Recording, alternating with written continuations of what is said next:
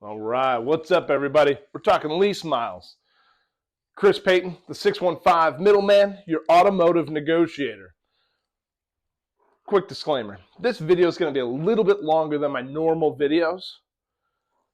So what I'd appreciate is if leasing is not applicable to you, you're not a fan of it, or it doesn't fit your driving style, do me a favor. Just like, save, repost this video, share it to all your friends, and maybe that'll be applicable to them. And I appreciate the support and the opportunity to share this information with everybody. So lease miles, right? They're kind of scary because there's this penalty that can be applied to them. So let's talk about it, all right? So remember in previous videos we talked about a lease being like a pizza. I want just to pay for the portion of the pizza that I'm going to eat. Let's say that pizza, or my portion of the pizza, is 36,000 miles. All right? That's what I get to lease the vehicle for. It's 36,000 miles. Well, over the course of a 3-year lease, that's going to break down to 12,000 miles per year. That's what you see advertised on a lot of these lease specials and programs that manufacturers run and advertise, right? Now, there is a 10,000 mile per year lease. That's called an ultra low mileage lease. Be careful of that because now you're talking about your share of the pizza. It's only 30,000 total miles. Cautioning about that simply because those ads can be a little bit misleading. Your typical leases are going to be about 12,000 miles per year. So what about the penalty? Because that is where it gets concerning. Most manufacturers are going to run a penalty, a mileage penalty of about 15 cents to 25 cents, okay, per mile. So let's just use round numbers. I'm going to take the middle here at 20 cents, and I'm going to start with 1,000 over miles, okay?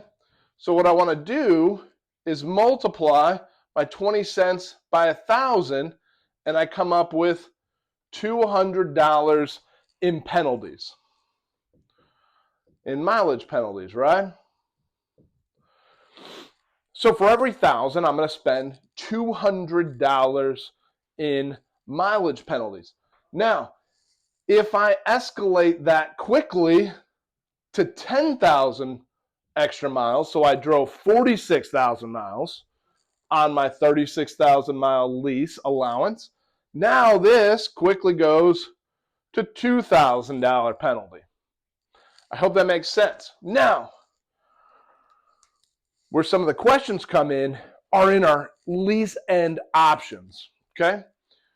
So in a lease, you have basically 3 options at the end. One, you turn the vehicle in to the manufacturer.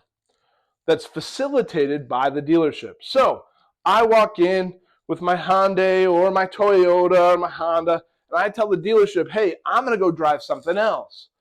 I've got 37,000 miles on my vehicle. Well, they're going to take the odometer, see that it actually is 37,000 miles. You had a 36,000 mile lease contract. So you have 1,000 over miles at 20 cents a mile. That's a $200 bill. Great. So now I owe the manufacturer $200 for driving over the miles we agreed to. The other scenario is I like the car and I like the brand, but I want to try a newer model. All right. Well, then let's trade out of this, assuming the equity position of the lease is in good shape. I never trade a negative equity lease, but in a positive equity lease, I trade my positive equity towards the new model. The dealer takes on the responsibility of the additional miles. The manufacturer never sees it, so we don't have to worry about a penalty. The third option is I love the car. We talked about it in a previous video. I love my car, so I want to buy that vehicle. Well, when do we buy it? We buy it if the residual value, the buyout amount of the lease, is less than I could buy that same model with the same miles out in the pre-owned market.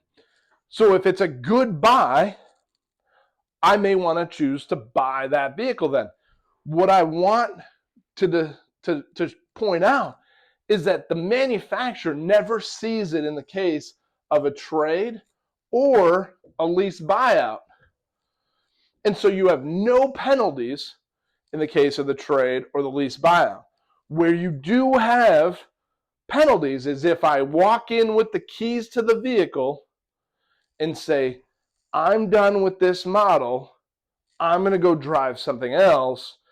In that case, if I have over miles, I will have a penalty due to the manufacturer because of the agreed contracted miles of 36,000. Guys, I hope this makes sense. If you have any questions, shoot me a message, shoot me a DM, put it in the comments. I'd be happy to answer them and break it down even further if you have any questions. Thanks, y'all.